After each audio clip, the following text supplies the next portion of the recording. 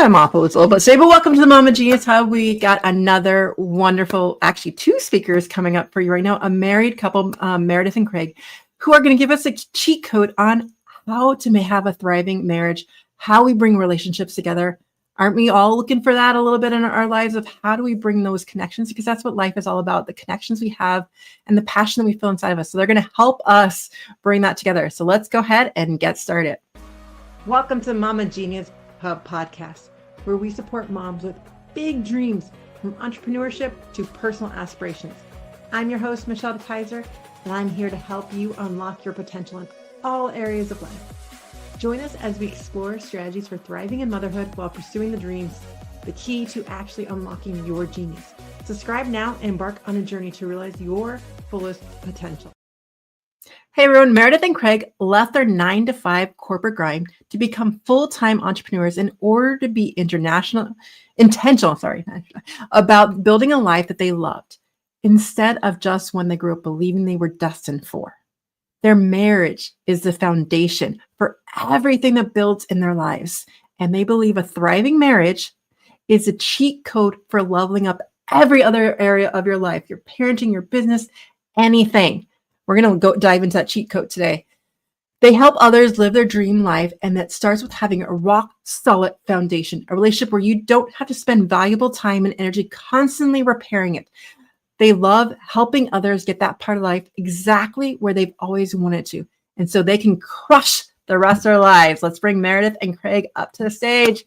Hi, you two. It's so awesome to have you. My first pair on here. I'm so excited to have both of you on here. Hey, Michelle, we're super excited to be here with you. Yeah, super pumped. This is going to be good. Yeah, I'm just like, let's dive right in. So, I mean, everyone knows how I started. Like, what is your why behind how you guys came to this, to like build this cheat code, this foundation for other couples? I mean, it must start with something going on between the two of you or something, I'm assuming. Yeah, so like for us, we both come from families of divorce. And so we found it was really difficult at different parts of our lives going through that process. Like it was painful. And I've been divorced in a past life as well. And so when we got together, we were very intentional about learning. And while I was getting the divorce, she was single for like very single. Like 10 years. For a long time. And so when we got together, we were very intentional about learning the lessons that our parents left us, that we learned on our journey, and making sure that we were going to build something different. Mm-hmm. And we did. And so we got together and we got married, and we were doing all of that while we were living that corporate life. Like you mentioned at the very beginning, we ended up leaving that corporate life and embarking in entrepreneurship and literally not having a clue what we were doing. And so we started a company before this one that we absolutely hated. We were miserable. It was like, oh my God, what are we doing? Yeah. And we were starting to feel that showing up in our relationship, which had historically been a huge strength for us, like the bedrock upon which we built our whole lives to this point. And we were starting to feel cracks in that foundation. And that's when we said, no, we had a really honest conversation. We discovered we were both equally miserable. We shelved that business and we spent some time really digging into our relationship, digging into research, doing some personal growth and development. And that's how we ended up strengthening the relationship to the degree that it is today, and actually getting into relationship coaching through that whole process. Wow, is all I have to say. But I actually do have a question for y'all. So you mentioned the word honest conversation. So I'm like, yes. Out here, like, how do you start those honest conversations? It's a great question. Yeah, it's challenging, right? Mm-hmm. And the word challenging is a key component of that, because there's this thing called the challenge flag. We use this thing called the challenge flag. Mm-hmm. And it's just like NFL football. If anyone is an NFL football fan, we know that the coach has this little flag, or a flag on their belt, that if there's a play on the field that is not going well, they want to challenge it, have a review, a second look at it. You just throw that challenge flag. So we've adopted that in our relationship, where if there's something that we want to look at again, like we need to have a conversation, something isn't going well for one of us, we just throw the challenge flag. And it's just a little game. It makes it a little easier to approach a difficult conversation when there's literally a challenge flag. It's a little goofy little thing, lightens the mood, makes it a little easier to approach a difficult subject. And then it's really just about having being open, honest, and transparent. And we have a framework for that. Yeah, sometimes we'll just say, hold on, I'm throwing the challenge flag, or I need to throw the sometimes I'll take a dish towel and literally throw it on the floor. It's like, all right, challenge flag. Not in anger, not in anger. Just like, oh, let's throw that for fun. Yeah. So because it's really what we've decided that means is that we're taking a timeout, we're taking a step back so we can gain a little perspective and so we can have a conversation. Yeah. And so I think one thing that helps when you're going into these more difficult conversations where you know it's going to feel a little uncomfortable is one, having it light off the hop, which is why the challenge flag kind of helps, because you throw a towel on the ground. It's like, okay, challenge flag. Okay. So we're already in the mindset that it's a little bit lighter, but we know we're going to be having a conversation where we need to be honest with each other. So the expectation is set as soon as the laundry hits the floor, we know what's going on. And then I think the second thing that helps is doing it at a time when you can both be fully present.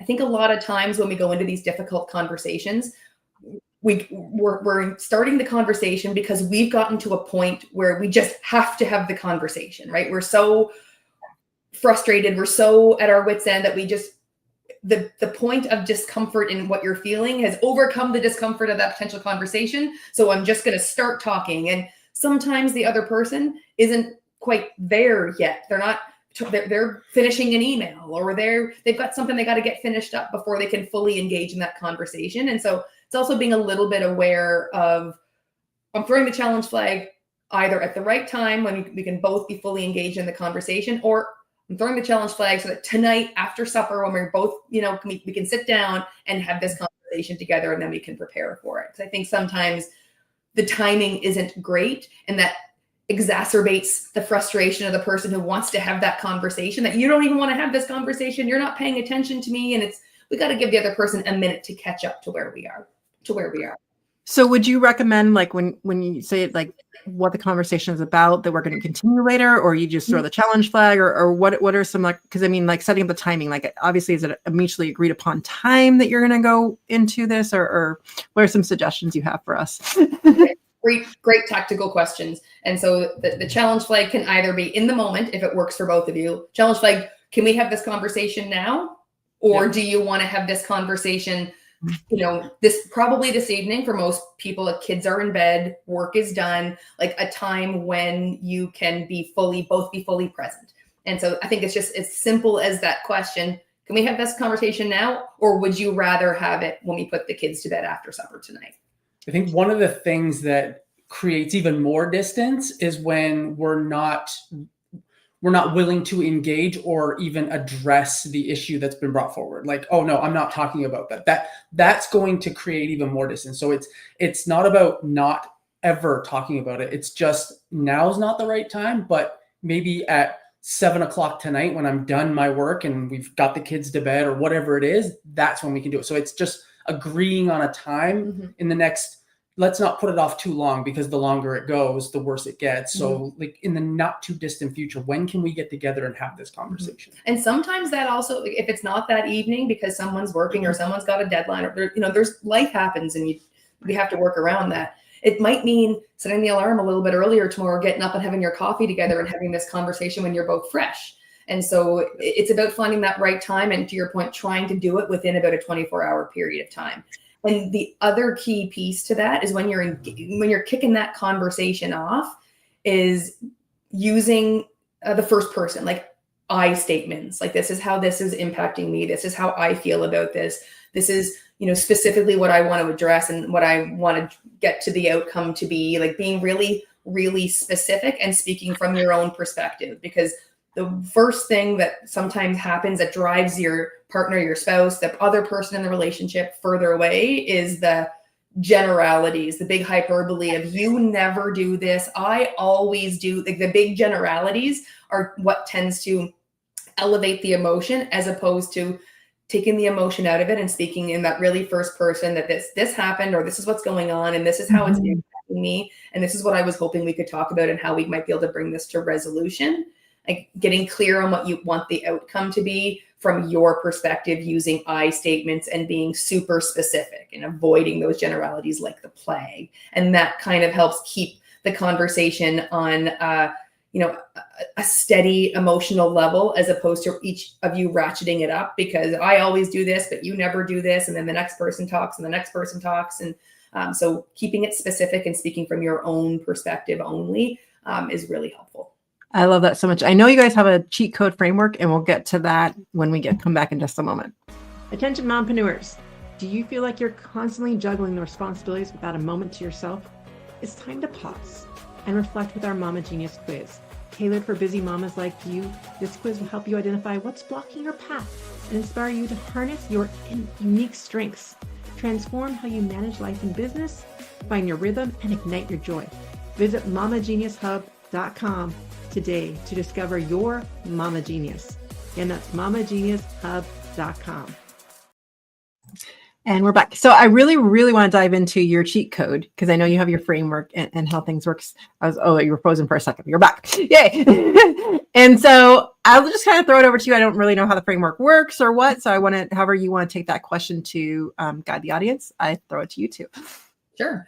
And so, like you mentioned, we believe that strong relationship is literally the cheat code for life. So you can level up any other area of your life. Like your health and your vitality, your business, your career, your parenting, like literally every other area of your life can excel once you dial in the relationship. Because when you're spending all that excess time and energy trying to repair the relationship over here, you don't have that energy available for your parenting, for your children, for your business, for your health, for all the other things that are important to you. And once you free up that energy, you also then have the support from the other person. So then you've got sort of a synergistic approach to energy that helps really push you. The sky's the limit. Like you can take every other area of your life exactly wherever you want it to go once you've got that first part dialed in. And so the way that we do that is we've got a framework, and it's based on 4 pillars.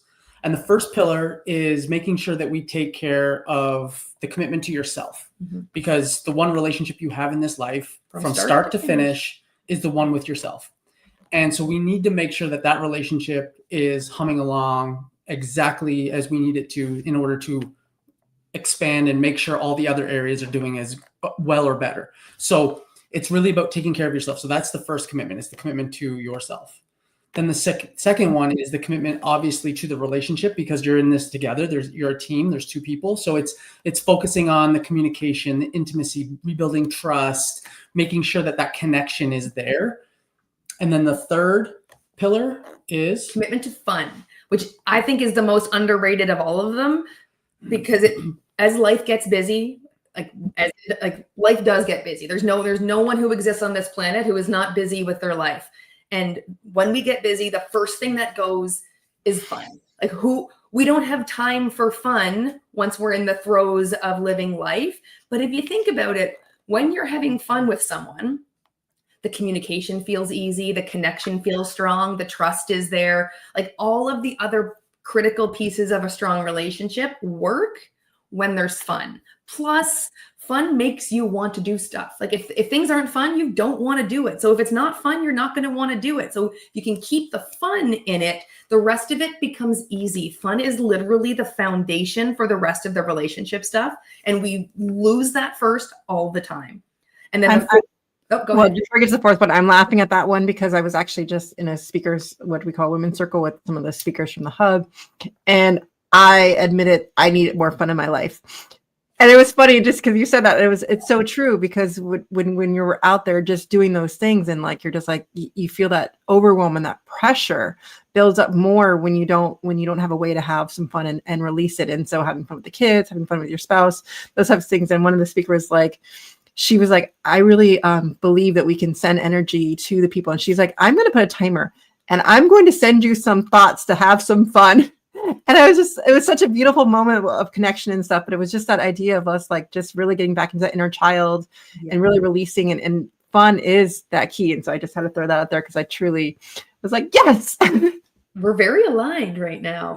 Yeah. And you're so not alone in that. Like so many clients we've had come, and when we get to this point in the framework, they're like, yeah, but I don't know what do you guys do for fun? I don't know what's fun. I don't even know I don't know what's fun for me anymore. I haven't had fun in so long, I've forgotten how. Like that is not uncommon. And it's all about like go out and have fun and find those things that fill you up, like those, you know, going to a movie or whatever it is. But it's also about finding fun in the mundane, like the day-to-day tasks that we do every day. Find the fun and the adventure in those things, because really that's what most of life is building a business, raising a family, you know, doing the chores that are required around all those things, but you can still have fun while you do those things. And that's what it's all about. Yeah, I love that. I totally agree with that. And that was what we were talking about, is like even how we make content together. Now we're going to be doing it as a group community. And we're just like, that is finding a way to have fun in it, because we're doing it together. You're not like doing it alone anymore. So it's like, I love that concept, how you just said that, like find how to have fun in those things. And like, we were just laughing and crying at the same time, just releasing. But I think that's what it's really all about. But I'm gonna let you guys get to number 4. Number 4 is the commitment to the future. So many people are going through life on default, just the way we were, without really realizing exactly where they want to go. And if you don't know where you want to go, you're actually never going to get there. And that's the reason our first business failed so miserably and so quickly, is we started a business to replace our corporate income with having done zero work on what we wanted our life to actually be like. And no surprise, the business we built did not exactly in any way, shape, or form align with what we wanted our life to be like.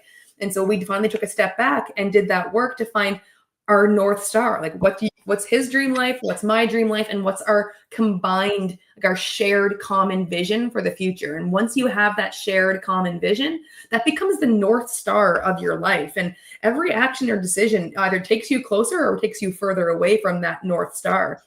And the beauty of this North Star is a bigger prize here together. So some of the little daily frustrations that used to, you know, kind of make mountains out of molehills sometimes when life gets the way life does, those tend to fall away more easily. So you're not arguing over the little things as much when you can see the bigger picture. And plus, it puts you back on the same team, like rowing in the same direction, like aiming for the same goal. And when you can feel like you're a team again, the fun comes easier, the trust comes easier. It all comes easier when you have that perspective.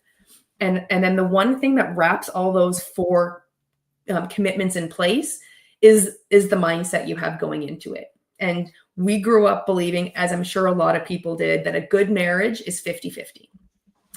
And nothing could be further from the truth, because a 50-50 marriage creates a lot of ambiguity, a lot of gray area. Is that my 50% or is that job your 50%? And I apologized first last time, so it's your job to apologize first this time. A 50-50 marriage really does encourage scorekeeping, which is toxic for a relationship. You don't want that, right? So it's all about having a 100% mindset with your marriage. So if you have a 100% mindset and your spouse has a 100% mindset, then you have a 200% marriage. Yeah, meaning you're each taking 100% responsibility. That's the 100% mindset, is you are 100% responsible for your marriage, and your spouse is also 100% responsible for your marriage. So you know something needs to get done.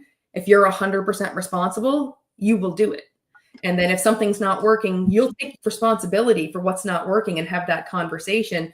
And when you're both taking that 100% responsibility and coming into those conversations, no one feels attacked, because it's not like you didn't do your job, I'm doing all the work. You're both taking accountability for where things are. So there's no defensiveness and no scorekeeping, to Craig's point. I love that so much, because you just don't really necessarily think about it, because you've always heard the term 50-50, like it's got to be even. And that's actually what I've also said about the idea of a balance, you know, how we use the word balance. I feel like it's the same concept, because it's so much pressure when you think about a scale, and it has to be equal. So I kind of went with the idea of like, let's find a rhythm in our life as well, because and kind of goes with the marriage as well, as like find the rhythm that works for you, not just like but it's true when you put the numbers on it, or that it's like the pressure and the scorekeeping, and then you come to the table defensive. Yeah, exactly. I love how you like just strip that away right then and there. Like as soon as you say like you're 100% responsible for all these parts, and it's like, how do we come to the table to work on this together, rather than, oh, that was your fault. Correct. Exactly. And you start pointing the finger at the person. Yeah. So I do have to circle back for one, because I do have one question on the North Star. Yep. Yeah. I from your takes, what are some ways that couples can come together? Because I mean, that might feel like in a frame with a busy married couple with kids and stuff, like, how do we even like come to have these conversations about dreaming big, or what kind of dreams should we even like call our North Star? Like, how can we define that a little bit for these busy moms out there to give them some guidelines to where to start? It's a great question. And the way we've done it is we have 5 categories to help you get real tactical on what should be in your dream to answer your question. And the first one is where you want to live, like the house, the structure, but also what's around you, like what state, what country, like, where do you want to live? And the second one is, what do you want your like your work life to be like, your business, professional, parenting, where you spend your time day to day working, what do you want that to be like? The third one is your relationships, and not just your marriage, but all the important relationships in your life. What do you want those relationships to be like, to feel like? The fourth element is, what do you want your health and vitality to feel like? Like as you get older, what do you want your health to be? How do you want to feel? And then the fifth one is your free time. What do you want to be doing in your dream life? Like what's going to fill your day all the way in your dream life? And it's really just about answering those questions. And we would encourage you to do that individually at first. Mm-hmm. Just dream, just sit with it, and just think about those 5 questions, and think about what would, in a perfect world, what would those different elements of my life look like? Mm-hmm. And just journal it, just write it down, and then have your spouse do the same thing. And then once both of you have done that, just come together and just have a conversation, again, 7 o'clock or 8 o'clock when the kids are in bed and you've got some time. Or early in the morning over coffee, whatever works for you. Just find a little bit of time and say, hey, let's have our dream life connection, and then just chat about what are the different elements, and see where the similarities are and see where the differences are, and see if you can find a common ground on where you can build your combined shared common vision, your combined dream life, and have that be your North Star. And then once you have this vision of your life, a perfect day in the life of Craig and Meredith, whatever that day looks like, start picking away at those different elements. Like, what are some of the things that we can start doing today to make that dream our reality? And then so maybe one of them is, we really want to have our own business someday, but you're both in corporate jobs or whatever it is. Well, maybe you can start a side hustle. What does that look like? Well, maybe we just have to register a business or whatever. And so just take some element of it and just start working on the steps to start making that a reality. And once you start working on something together, now you're a team, a true team. Mm-hmm. You've got this common bond, this common goal that you're now achieving together. And like to her point earlier, all the other little things that used to maybe come up for you, they're not as important. You've got a North Star now. You're building something. And so that's what it is all about. Oh, I love that so much. And I just have to say before you talk, Meredith, that those of you that are listening to the audio or stuff, you should just have seen the way Meredith was looking at Craig right now. And you can see that bond right there. And so I'll let you take over though, Meredith. I was just going to say thank you for that. One tip when you're doing your dreaming, like, be expansive with yourself. Like, take the time to really daydream about it without constraints. Yes. Yes. It's not about what things cost. It's not about what's realistic. It's like, what does your heart truly, in a perfect world with no constraints at all, like, what would that look like? And get really super duper specific about it. So like when we did the exercise, it was like, you could feel the breeze off the ocean for the dream house, because we live on an island. So we want to build a dream house on the ocean. And so yeah, when I'm describing it, I'm talking about the breeze and the smell of the salt water, like getting really specific in those elements. I love that so much. I'm sorry that we're running out of time, but we're going to go to our final commercial break and we'll come back for our final question. Do you ever feel like your own dreams are fading on you as you focus and keep everything together for your family, or been buried under laundry and school runs and endless to-do lists? They're so deep, you don't even know what they are anymore. The Mama Genius Hub is here to help you uncover that part of you again. Maybe you felt that pull to start a passion project, return to a hobby you once loved, or pursue a career that lights you up, but you're so caught in everyone else's needs that you keep slipping through the cracks. In just 15 minutes a day, our mini courses will help you reconnect with those dreams while finding a new rhythm in motherhood's beautiful, messy life. And best of all, you'll be doing it with a community of moms who truly understand the juggle and the joy The Mama Genius Hub is a community who've been there and are here to support and inspire each other every step of the way. It's time to rediscover your spark, live in your genius, and inspire your kids by showing them how to follow their own passions. Join the Mama Genius Hub today and start creating space for you again without guilt for doing it solo. Come to www.connectingmamas.com for more details. And we're back. And so we want to jump into what is a common misconception about motherhood that you think holds many moms back from truly stepping into their genius? What we've seen a lot of, what I see with our clients, with our friends and family, is the kids become the number one priority. And understandably so. I mean, the kids are fully reliant, especially as they're really young, fully reliant on you for survival. However, like Craig talked about in terms of the commitment to yourself being the first element of having a really strong marriage and a really strong relationship everywhere, you can only give and accept love to the degree that you love yourself. And so trying to give from an empty cup, you can't get that back. And you are the role model. You're teaching your children how to prioritize care and love themselves. And so if you're always trying to do for everyone, but never filling yourself, your relationships are all going to suffer, including with your kids, your motherhood relationships. And so I think it's so common to shift all priority to the kids. And there's a time and a place where there's a lot that is required there for sure, but there's still an element of you that needs to feel the love from you.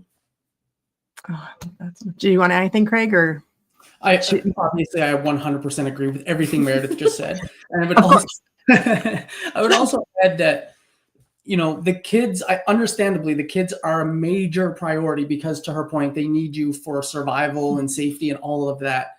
But I'll also say that your relationship lasts once the kids move on and they move out and they go on to their own lives, you're left with a relationship with the other person, that's your spouse. And so if you don't tend to that garden, if you don't water and get it sunlight, then that you're going to be left with a relationship that is going to be damaged. So I know that time is always such a scarce resource sometimes when you're a busy mom worrying about bake sales and sports activities and all the different things. But I would invite you all to make sure that you're putting some level of effort and water and sunlight on that relationship that's going to be there far beyond when the kids move out and get on with their lives. I love that so much. And usually as the shift mindset, I'm going to add that part in from what you guys have already said, is almost just even looking at that North Star, maybe with your spouse, and really creating that vision that you want with them that sometimes we forget about it in the busyness of every day. And so taking that time to have something to work towards together would be a great place to start, and shifting that mindset of tending to that garden. So on that note, how can people get a hold of you two? We are very active on Instagram. That's where we share all of our sort of tools and strategies. And so things that are easily implementable, we can find all of that on Instagram. We also do short podcasts, like 10 to 20 minutes, talking about different relationship strategies, where we share examples from our life and our clients' lives. And so the Road of Life podcast is also a great spot to go for that. And we're Meredith and Craig on Instagram. Right. And I believe you have a free gift for everyone. Yes, we do. We've got a guide that's really popular. It's called just our conflict resolution guide. And we didn't really get into it too much on this episode, but we believe that disagreements are a green light in relationships. If you don't disagree, that's a red flag. If you do, every relationship's going to have disagreements, and there's lots of reasons for that. But it's important that you're able to disagree without it spiraling and cascading into a big giant fight. And so we've got a guide for conflict resolution, that when you do have a disagreement, how do you bottom that out and fully resolve it so that A, you never disagree about it again, and B, you can actually get closer together, more connected through that process, and not have it escalate into a big giant argument. So we're going to share that. I love that so much. I'm going to put you guys backstage for a minute to go away with my long pages of notes that are like all over the place, but we're going to do our best with our takeaways today. So what an amazing episode. We got 5 takeaways I'm going to put together for you right now. And so first of all, let's just be intentional with the things we want to do. And so I love how they start off with telling us about the challenge flag and being able to throw that down and really taking that time out when we need it, But the key that they told us was also to make sure that you pick the time that works when the challenge flag is around, whether it is right then or there, or you pick a time for later on, which then leads us into number 2, which is strong relationships are the cheat code for life. So they are the basis to everything. If you have that strong relationship, then the business and the family, everything else becomes easier when you can depend and support each other. So that is our cheat code. And then they gave us number 3 takeaway is 4 pillars to work with, is that we have the commitment to yourself first, commitment to the relationship, really building it on that trust and everything. And then commitment to fun. We almost forgot about that because I was like, I couldn't read my writing. I'm like, oh yeah, it's all about the fun, which is something I even mentioned that I need to bring back, and remembering the fun and easiness that comes with that. And then the commitment to the future. And so you're not defaulting on not knowing where you're going or the things that you have envisioned to us, which then leads us to takeaway number 4, which is the mindset. That 100% mindset, which leads to 200%. Instead of that 50-50 that we've really seen throughout society and things like that of you versus me, and this is your job and that's my part and this is my part and your part. How about we come to this with a full 100% that leads to 200% and all of us coming together with full accountability for everything. But then that leads us back to takeaway number 5, when I circled back to commitment for the future and really looking at what is that North Star. They gave us a great structure to really start getting into that North Star, which is the 5 questions. Where do you want to live? Really getting into the sea breeze, everything about that. What is your work life like? Number 2. Number 3, what kind of relationships, including yours and all the close ones around, do you want to have? Number 4 is the health and vitality feeling that you want. And number 5, what do you want to be doing in your free time and the fun things that you want to be doing? And then we're going to bring them back for their final takeaway. Welcome back. Thank you. That was a great summary. Yeah. Well, thank you. What would be your final takeaway then to add on to that as well? I would say make sure that you water the garden. And like to my point earlier, I know that life gets busy and the kids are there and they're a major priority, obviously. But when they're gone out of the house, you don't want to be left with a relationship that doesn't work for you anymore. And so we see it so often that kids have left, empty nesters, kids have left the house and they come to us and they're like, I don't even know this person anymore. We've not put in any level of maintenance on this relationship over the last 10, 20 years. And I don't know how to engage in this anymore. And they eventually want to leave the relationship and they're unhappy. And so tend to the garden, make sure there's water and sunlight for that garden. And I would say one thing every day that fills you up. Yes. Like it doesn't have to be long. It's not about the amount of time you put into it. It's just about the amount of enjoyment or the amount of peace you get from that thing. And so if it's putting on one song that you like and dancing to it in the bathroom by yourself for 3 minutes, it doesn't matter what the thing is. It's just something that fills you up. And one last thing, just as a little bonus, is like there is an epidemic of unworthiness in this world. And I think we all we feel this emptiness inside us sometimes of like the world, like we're not good enough for this world and the things that we want.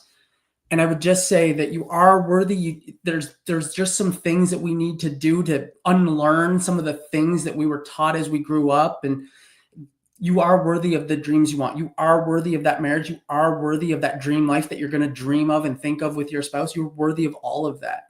So.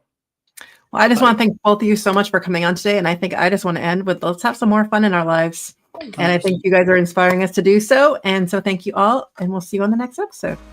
Thank you for joining us in today's episode of the Mama Genius Hub podcast.